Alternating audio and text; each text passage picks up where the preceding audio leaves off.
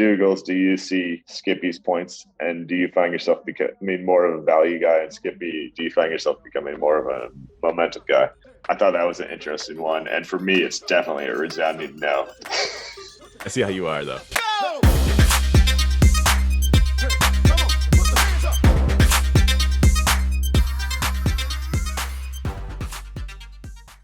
This podcast contains the arguably witty banter of two friends, Skippy and Doogles, that like to debate about investing. The content is intended to be entertaining and for informational purposes only, not investment advice. You should do your own research and consult a financial professional before using any of the information in this podcast, and especially before investing. Skippy. Doogles, what's happening? So where are you these days, man? Positive feedback.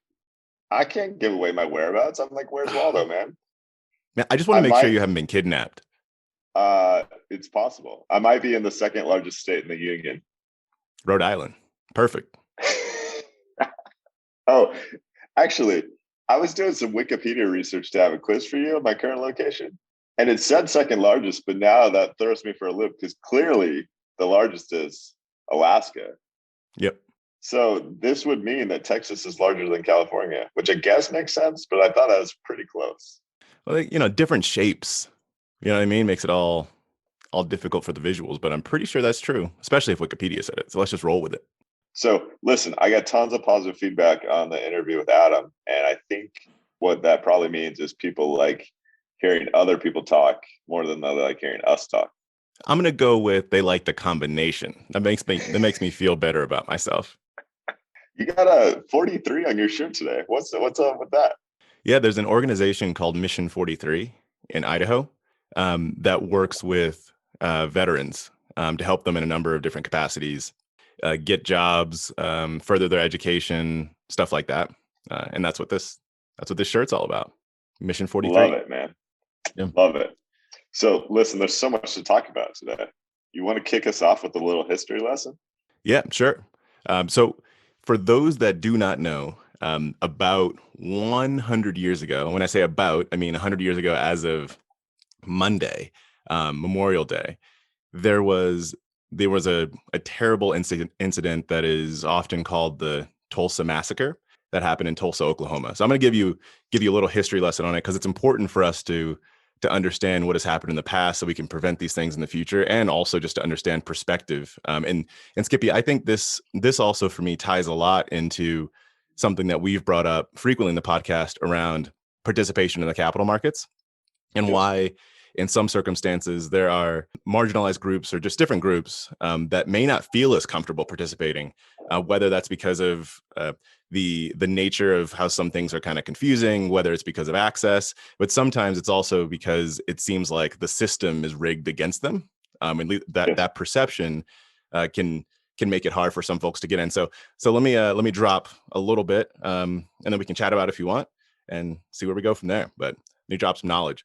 So Tulsa, Oklahoma, this was a place that back in the early 20th century, a number of Black individuals came to in order to basically establish like an economic stronghold for African Americans. And so this was, if you go a little bit further back in the early 20th century, right, you have the Civil War ending, and then you have the exodus of Black folks from slavery in the U.S. and just trying to figure out where in America they could potentially fit. And so there's a place called Greenwood that's a neighborhood of Tulsa that a lot of Blacks ended up settling into and created what is often called Black Wall Street. And Black Wall Street is not called that necessarily because it had a stock market or anything of that nature. It was just called Black Wall Street because Wall Street's where wealth was created. And this is where a lot of entrepreneurialism happened among the Black community. So people would have Black barbershops, right? People would have their law firm or doctor's office set up. And so it was a microcosm of what people wanted to create, right, more broadly. And this isn't the only place in the U.S. this happened, but because of the events that unfolded afterwards, it became a pretty famous one. And so basically what happened was the Blacks established their stronghold. And then there was, as often happens, there was an incident, right, that effectively set off a night of just terror. So during the day, there was a Black boy who was working in a department store in the elevator. A white woman got into the elevator. It's still unclear. I've read a number of historical accounts and read books about this, but it's still unclear exactly what happened in that elevator. But the woman screamed. And this woman screaming led to people basically saying, like, this black man assaulted the woman, and the black man got arrested. And so he was taken to jail. And the white residents of Tulsa said, there was a woman assaulted. We have to make sure that there's justice effectively. And so this was a time where lynchings, et cetera, were very popular. And so they started crowding around, the white residents of Tulsa started crowding around the jail cell. And the sheriff, he said, like, no one's getting to him. And so he basically barricaded this black man in the jail so no one could get there. And so crowds started forming outside the jail cell. Black crowds started forming outside the jail cell, right? And so this is, as you can often see, this is one of those circumstances that, like, one small thing, right, can then, like, lead to something big, and someone fired a shot, right?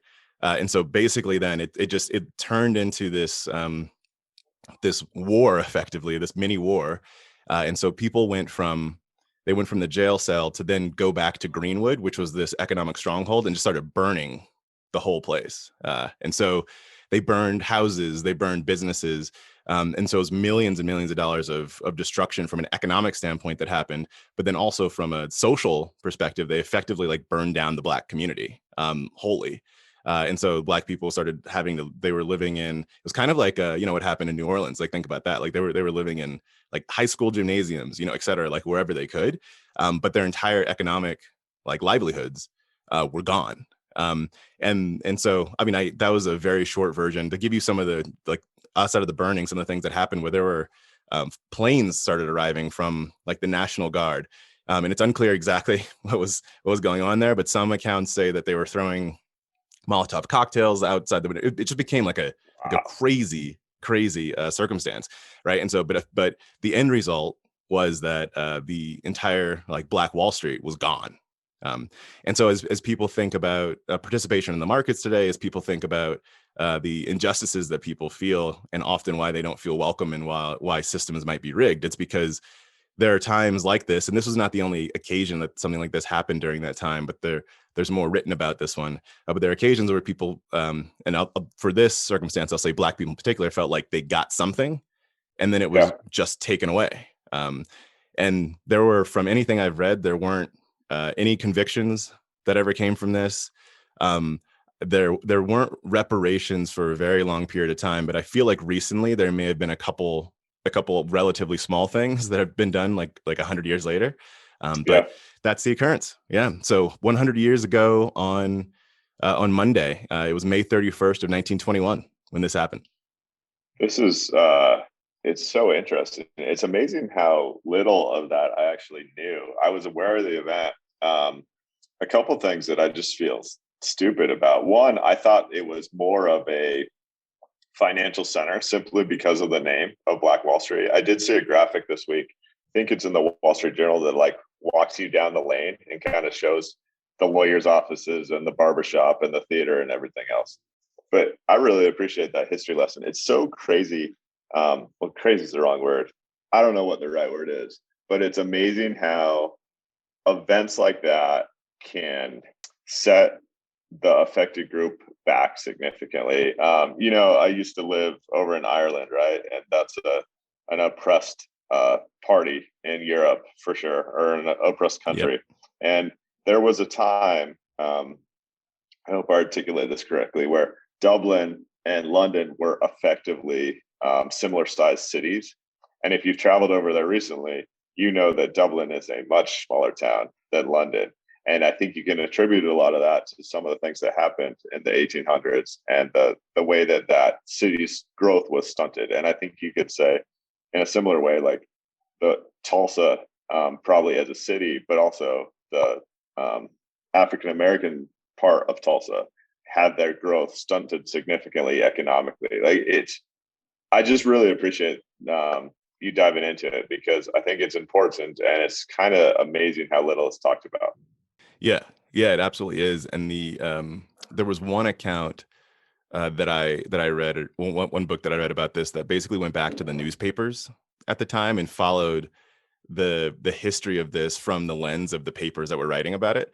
And I mean, Tulsa, effectively, there was a combination of fear and shame that came from it, and so it was like hidden for a while exactly what happened, and people were denying that it occurred. But yeah, I agree. I mean, economically, things like this can just bring things to a halt, and that's fueled also by the psychological changes that come from it, right? If you get to a point, and I've read some other things like this that have nothing to do with Tulsa, well, have nothing directly to do with Tulsa, but if you believe that if you put your money into a system, that system can just take it, Yeah. then it's hard to participate. And I think people that are, a couple generations back, they still have a lot of this ingrained in their brain, right? Like, I give money to a bank, that bank can do whatever they want with it. It doesn't necessarily come back. Is important for us to think about when we're thinking about how to increase market participation. Well, so it's the debate around money it's hot and heavy right now as people talk about crypto, right? And so, like, the key components are money. Let's see if I can remember all three. Basically, one is trust, two is liquidity, and the third is escaping me at the moment. But that trust component you're talking about, it's a critical thing to play the game. If you don't trust the game, you're not even going to get in. And some of that is happening in the Bitcoin world right now. People are saying, look at how much money the U.S. government is printing, or the Venezuelan government, or whatever the case may be. And so they don't trust the system, which means they're not a participant in the system. Thank you for appreciate giving me the space to talk about that, Skippy. It's important for all of us to recognize history in a number of different ways, and I'm grateful to be able to shine some light on this often forgotten time. Oh yeah, I love it, man. Keep it coming. I wish I was more knowledgeable about it. I think. How about that one book you mentioned that tracks the newspaper articles? Do you know that off the top of your head? I'd like to dig in a little bit. Yeah, I'm pretty sure that one was Tulsa 1921 is what that one is called. Okay. I can send you over a few titles. There's one called The Burning, Black Wall Street, but I think that one's Tulsa 1921. Yeah, I feel like it's important for me to know more about this. So definitely good. Well, I know it's tough to transition from that. That's a pretty deep topic, but I do really appreciate it. You ready to go back to our normal juvenile humor here? Let's dive into the fishbowl. All right, where do you want to start? Well, there's a bunch of good stuff to talk about. You dive in. Pick one out at random. I want to talk real estate for a second. All right, so I got lots of responses back when Doogles was shopping for a house. It seemed to be a fun issue for the listeners. And the CEO of Redfin had a tweet storm this week that I just think is incredible. So I'm going to go through, I'll hit like 10 things from that, Doogles, and then I just want your reaction and we'll chat through it, right? The first story in this is a bidding war in Bethesda, Maryland, where the potential purchaser offered to name her child after the seller, simply to win the bid. And guess what? She lost. Currently, yeah. So one, this is interesting. I feel bad for this kid. I mean, because obviously no one wants the kid. Nobody wants the kid. You know what I mean? And the kid is homeless, right? Oh, yeah. But that's crazy. We talked about me making a Pixar film. And it worked, man. You were so lucky you were 3 months ahead of this. So nationwide, I talked to a realtor friend locally. This has been true in Colorado or parts of Colorado for a while, but nationwide, there's more realtors than there are listings. Inventory is down 37%. How does that typical? How does that even make any sense? It doesn't make any sense, man. On that one specifically, I think that means that the hurdle to become a realtor is pretty low. And so a bunch of people get their license and then they realize actually how hard it is to get clients. It's like the sales component. It's got to be hard, right? Yeah. It makes me think like so much about, I mean, this is obvious, right? But if you go back 13 years, a little more, 15 years, right? Back to the 2006, 2007, 2008 time period, and where everyone's becoming a realtor there are things that are different this time around? Like, you know, we've seen stuff around like how the credit ratings of people going to get houses are higher. I wonder if that's still true, or if at this point it's actually gotten much closer to it's just everything is crazy. Do you know? Yeah, there was the credit worthiness of buyers. This was like 2 months ago in the Wall Street Journal. Is significantly different than it was in, say, 2006, 2007, and significantly better. So that's interesting in terms of, it's like inventories just aren't where they need to be. It seems like the purchases that are happening are still largely cash. It's not like the 0% down, or at least not to the same extent. But man, home prices are crazy. So we've talked about this a little. So lumber prices are up 300%. I've been told that adds about $35,000 to the cost of new homes, and that in a lot of cases, people won't even give you an estimate for how much your build will cost because lumber prices have been so volatile that they don't want to be off by 20 grand because they feel like they can't predict where it's going. That is crazy. And I can't remember what the average price of a home is, but 35 grand has got to be somewhere in the 10 to 15%, maybe 10 to 20% increase for the average price of a home in the US. Yeah, you know, things have been changing so rapidly that I don't know. I mean, the median is the right metric there because the large $10 million homes skew the average. But it used to be in the range of 300K nationwide, I think. I can do some follow-up research here. It's just crazy. So here's the last thing I'd throw out from this tweet storm. The average housing budget for an out-of-towner moving to Nashville, and Nashville is just an example city here, was $720K. And the average home budget for a local Nashvilleian, I made that up, that's probably not a thing, was $485K. So you see this, you know, the COVID movement that has happened where people are moving to these smaller towns with like great nature and better schools than your New York City or your San Francisco's, right? And the people show up on an entirely different playing field in terms of a budget. And then that just messes with that entire local real estate economy, and that cascades down from there. It's a really interesting problem or challenge. I don't know what it is, but I just find it fascinating. Yeah, and that fact, it takes me to one of the tweets of that tweet storm from Glenn Kelman that said, for low tax states, 4 people move in for every 1 who leaves. So a few examples that he gave was for Texas, the ratio is 5 to 1. For Florida, it's 7 to 1. And so if you put that fact in with what you just stated around the difference in home prices, I mean, you have more people coming in that are flooding your market. And yeah, that's a tough scenario for locals. Yeah, man. Why do you think I'm in Texas right now? Are you one of the 5? Are you one of the 5? Hey, you just gave me a great idea, man. No state tax. And have you seen how cheap things are down here? Holy cow. Oh, I love it. Let me know how many monopoly homes get that Baltic. Yeah, man. You know what my budget is down here? Holy cow. I'm like so rich. All right. What else is in the fishbowl for you? I read this article that I think is really interesting and could use some unpacking, called "The Economy is Booming. Why Don't Firms Believe It?" Written by Joe Weisenthal. To give you the gist of what Joe's writing about here is he's looking at the influential loop, I'll call it, between investment and consumption. So investment in the economy and consumption in the economy.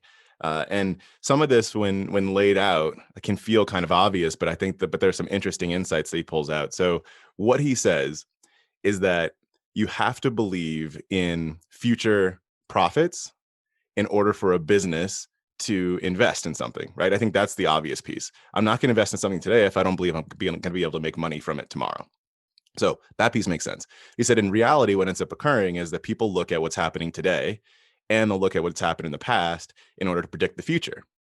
And so belief in future profits might be skewed by what's happened recently. And so that could decrease or increase investment today. And specifically what he's saying is happening right now, which gets back to the title of the article, is that consumption is going cray. Right? He's like, people are buying so much more than what a year ago we would have believed they were buying, but firms aren't investing because they don't believe that this is going to continue. They believe this is just a blip, right? And a lot of that he's saying is because of the last decade, where US GDP hasn't really grown very quickly, right, at all over the last decade. And he's saying that firms say, look, we've been in a decade of low demand. This surge in demand, I don't believe is going to last. And so therefore, I'm not going to invest. And if they don't invest, what that means is they end up not hiring as many people. If they don't hire as many people, then that means that there is lower income, which means consumption goes down. And so you could end up feeding into like a doom loop, right? If they don't invest along with consumption. And the take, this is where you start to get into, politics, but his take is we need to create policy that makes firms believe, right, that this demand is going to last. Yeah. You can take the solution for whatever you want. But I think that loop is really interesting, and the belief in what's going to happen in the future and how that feeds into what firms do today. Yeah. So I went through this article, and I feel like I need to go through it 3 more times before everything clicks with me. But generally this like belief cycle or this non-belief cycle totally makes sense, right? And I actually come back to government spending. People that advocate for increased government spending often say, well, like, we'll just grow our way out of the deficit that we are creating. And you could say that with like the debt cycle and personal finance in some ways too. Like if you're so-called, I hate this term, but like spending money to make money, right? Then eventually you make money to pay off your debt and everything's great. What's so interesting right now, every time I see Biden's latest $1 trillion spending something, because there's something every week, I get a little, it's just so much money, man. I don't feel like he even knows what $1 trillion is. He's just throwing it around. I'm not hating on Biden, but I think I understand the business perspective to go, whoa, you know what we just went through? Do you remember what March 2020 was like? Like, we thought our businesses were ending and the world was ending. And now everyone's ready to just forget that and hire like crazy and spend like crazy. Like, I think having a decent memory of, I wouldn't even call that a long term, like that's a short term. We're talking 15 months ago is reasonable here. But I also understand that doesn't allow for the jubilant recovery that maybe everyone wants. Yeah, I agree. I mean, it takes to get CapEx up. I mean, it's significant for a business to do, right? And you can't just willy-nilly like ramp up on a whim.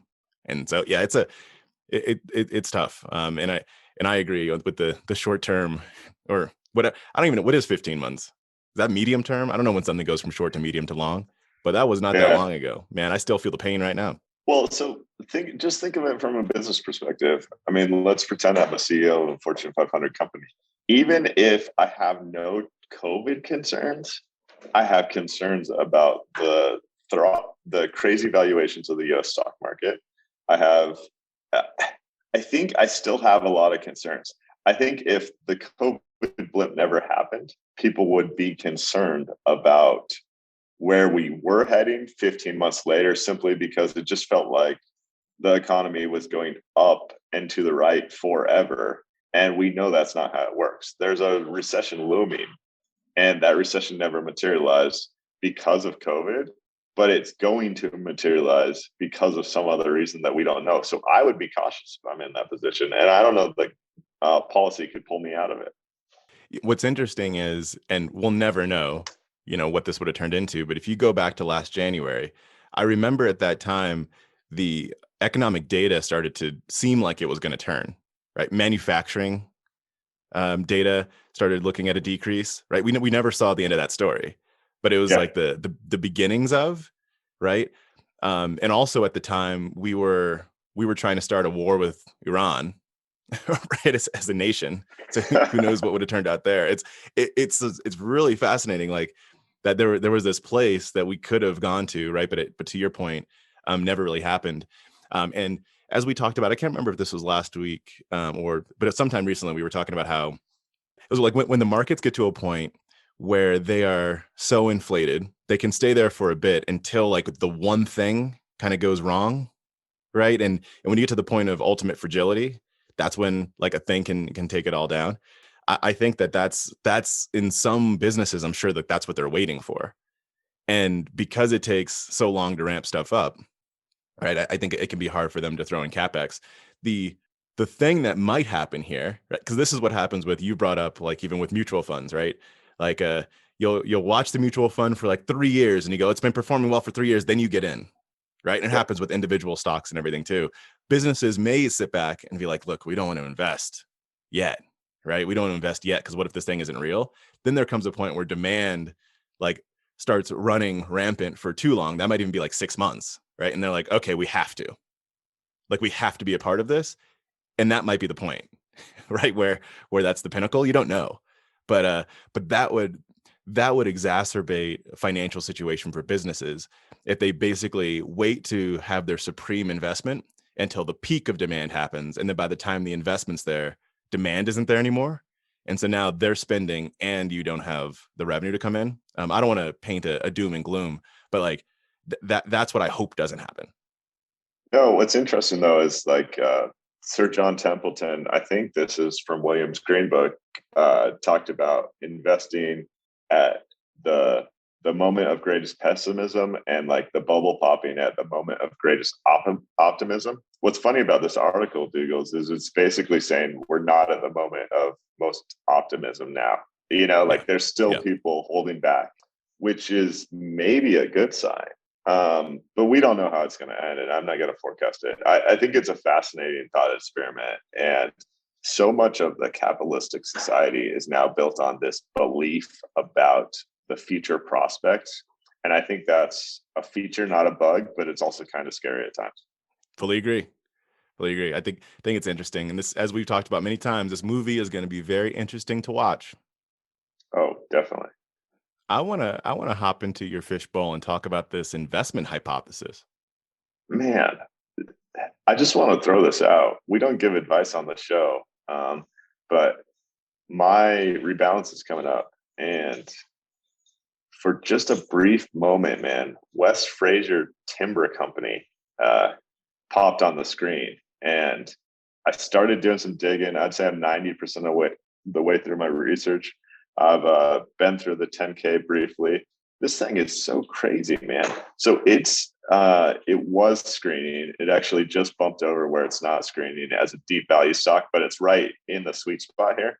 But we all know what's happened with timber prices in the last year. This thing is just going crazy in the last 6 months.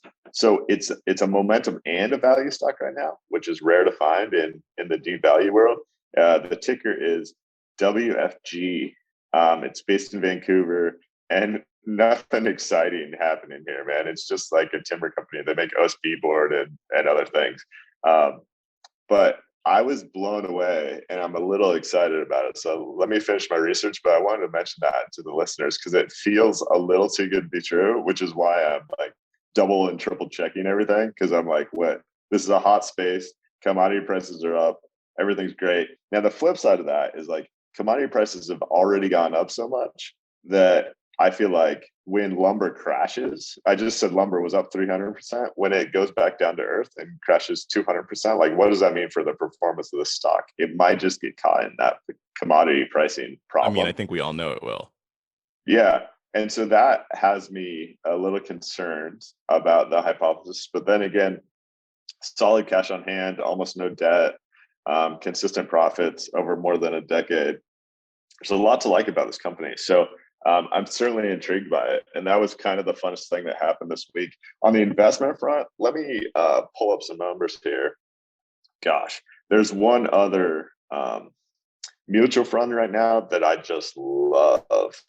And it's an emerging market shareholder yield fund that comes out of Meb Faber's shop. It's EYLD. If anyone's interested in the ticker, I'm doing some research on this too. But I want to show you, I want to read you a few metrics on this, Doogles. Okay, so for this emerging market shareholder yield fund, here's some current stats. Average price to earning ratio, those are the holdings, 7.6. Average price to book, 1.3. Average price to sales, 0.6. and average price to free cash flow of 4.99, dividend yield of 5.8. This goes back to some research I was doing on emerging markets, and a podcast I would recommend on Meb Faber's show with Rob Arnott, the founder of Research Affiliates. Really smart guy. And they dove significantly in to talk about how the only value they're seeing, not the only, but the best value they're seeing is with UK deep value stocks. And I have some research happening there. And then the emerging market stuff. So I looked at a bunch of emerging market ETFs and mutual funds. And man, it's very rare to see stats like this. This is a slam dunk, and this is certainly something that will make my next rebalance. Oh God, coming in with slam dunks. Don't come in with slam. I will Mutombo you. We were talking about the Shinger fake, before. Don't come here with your slam dunks. Hey, I'm just putting something down on the audio for our international listeners so you can make fun of me in a year. All right, I agree. Can I take the slam dunk back? I'll tell you. It seems those stats are crazy. Let's just say it's really, really cheap. Now, yeah, very cheap. Listen, I've been through this, for more than a decade, and often really, really cheap doesn't mean great performance. Really, really cheap means a year or two of it getting even cheaper and you beating your head against the wall. So that's probably what's likely to happen here. But I've been scouring the U.S. markets without finding much, and it's fun to see a timber company that piques my interest and find some stuff in the emerging markets that is at least really, really cheap. The shift over to value, I think, is interesting. The international U.S. situation is interesting. It's what a game we're playing right now. But I'll be interested to see what happens. Yeah, me too. Then the other thing, I'll just mention this briefly. So Jason Zweig, Wall Street Journal, had what I think is an awesome article this week because he's filling a gap, and he talks about these I bonds. You can go to treasurydirect.gov, but basically there's a inflation protected bond out there, kind of a loophole in the government system that currently is returning 3.5%. It's worth checking out. I've had definitely people reach out trying to find good ways to get safe returns, which is really tough to come by right now. So I haven't fully researched it. It's not a recommendation, but I do trust Jason. And if you're looking for some of that, I'd encourage you to go to treasurydirect.gov and do some of your own research there. Thanks for dropping that, man. I really, really, really want to hear about the smart contract thoughts that you got. I think this could be fascinating. Yeah. So I continue to have a very, very small investment in crypto. But I do think it's like the hottest or the most interesting space right now. I read an article about Mark Cuban and his fascination with crypto. And what he pitches in this article, for those who don't know, he's the founder of the Dallas Mavericks. He sold broadcast.com, I think it was 99 Doogles, for a couple $billion to, was it AOL? No, Yahoo? No, I can't remember who it was. I don't think it was AOL though. I'll look it up. One of those. And basically he knew it was a bubble. So he sold it. He hedged his investment. He turned that into a purchase of the Dallas Mavericks, which is crazy because I'm like blocks away from the Dallas Mavericks stadium right now. So he's going, people don't even understand crypto right now. And what he seems to be fascinated with is the smart contracts piece. Again, if the listeners don't know, basically what that means is you can code in criteria for a sale or a purchase or whatever else. So he's saying he buys weather insurance for the Mavericks. And the reason he buys weather insurance is because he might expect a sold out stadium. And that sold out stadium, I'm just making up random numbers here. That sold out stadium might be worth $2 million to him. And if there's a snowstorm in Dallas, which is something that's really, really rare, he's not going to get a sold out stadium. And so that might cost him $1 million. So he buys weather insurance that says, if there's a snowstorm in Dallas, I want some sort of compensation to account for this snowstorm that impacted my business revenues. Did I do an okay job of explaining that, Douglas? Because I think that's core to this concept. Yeah, Yeah, I think that's good. And quick fact before we go ahead, Yahoo bought broadcast.com for 5.7 billion. Yeah. But yeah, And but it yeah, was that's good for basically, smart contracts. yeah. So this really, to me, something clicked this week, and I just want your take on it, Douglas.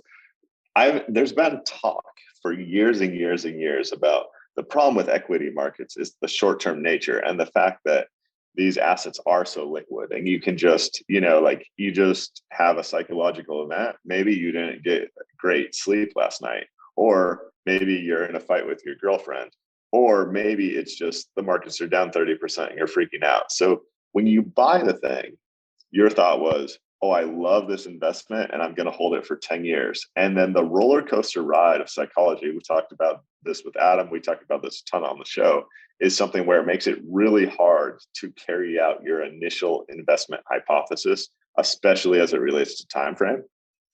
Well, you can put a blockchain on anything, and there's no reason why. And I actually expect this to happen probably within the next 5 years.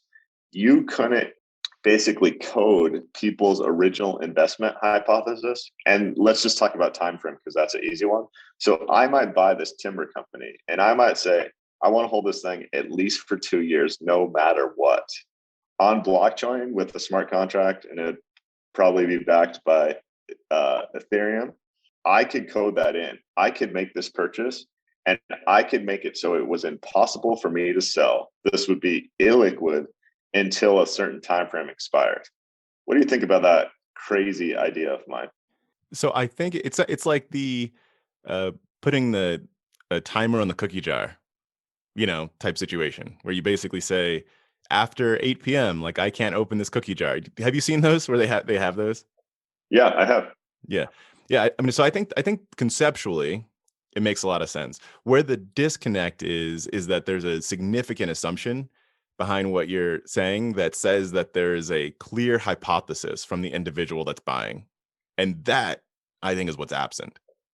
Good point. So most people aren't aware that the timer on the cookie jar would actually, in most cases, improve their investor performance rather than hinder it, because we're supposed to trust our human judgment, right? Fidelity does this thing right now. It's not on blockchain. It's not smart contracts, where the fees they charge on a certain fund drop as your holding period increases. So if you hold the fund for less than a year, it might be like 0.5%. If you hold it for 2 years, it's like 0.25. If you hold it for 10 years, it's no fee. There seems to be people playing around with this space, but yeah, my product market fit here is probably missing, right? It's interesting conceptually, but yeah, but I think that the mass retail market couldn't benefit from anything like this, at least not directly, but it's worth pulling that string a little bit more because there's something interesting in it. I think here's what I'd ask the listeners, and maybe we'll debate this next week. But if you have an idea as to how we, or not necessarily we, how you could code in some logic to an investment you make, whether it's time frame, price points, whatever the case may be, that could help the investor experience, I'd love to hear other people's thoughts on this. So you can hit us up at Skippy Doogles on Twitter or skippydoogles@gmail.com with thoughts on how we do this. And Doogles, actually, I know we're running out of time, but I just realized we have listener mail that we didn't get to. Should we kick that to another episode? No, fire it off. Well, so there's two things. One, I think it was our boy Colin on Twitter talked about the question that happens all the time, which is thoughts on if you pay your house off early. And then I got another one, Doogles. This one's quicker, and I'll do a poor job paraphrasing, but it was effectively like, hey, as you guys have debated for a half year, momentum style, value style, do you find yourselves like moving closer? Doogles, do you see Skippy's points, and do you find yourself becoming more of a value guy? And Skippy, do you find yourself becoming more of a momentum guy? I thought that was an interesting one, and for me, it's definitely a resounding no. I see how you are, though. I see how you are. I think we can hit both of those. Well, let me finish on the last one. Like, The thing I've really enjoyed about debating with someone who has a different philosophy than me, but a sound philosophy, is I think this is just really rare. I don't hear many investing podcasts where it's like people with um, fairly opposite views on a lot of things, hit heads every week and kind of trying. I definitely respect your opinion. I haven't changed my investing style really at all, but I learn something new all the time, and I love it. Yeah, I'm in a similar boat. I think there's so in the we've talked about the model portfolio I have and the other portfolio I have. The other whatever lottery ticket stock whatever portfolio is closer to value than it is to momentum, but it's still not. I mean, I will not end up researching companies and looking at their like cash on hand, like deeply, cash per share and level of debt. I do it like briefly there, Yeah. and so they're more value, but they're not. But it's not the same. There's still like some kind of momentum aspect. It's just my investor personality like won't get there, which has nothing, and I think this is part of what you were saying, it has nothing to do with the soundness of the philosophy. It's not about the belief in the philosophy or not. It's just it's not my match. Yeah, and gosh, there's some deep wisdom in that. Like, I feel like you're kind of born with an investing style, and so if you find yourself moving between value, momentum, growth, whatever else, trend following, who knows what else, speculating, like you probably just haven't found your right fit in the investing world yet. Because I think you and I have kind of found our niche, and we're probably going to stay there. But that doesn't mean it's not fun to chat. Exactly. That's what I believe. So cool. That's a good question though. I like that one. All right, what do you think about paying off the house? Yeah, so I think with the house, it depends on a number of scenarios in my mind. And I'll give it a couple quick hits. Like one is what's your current financial situation?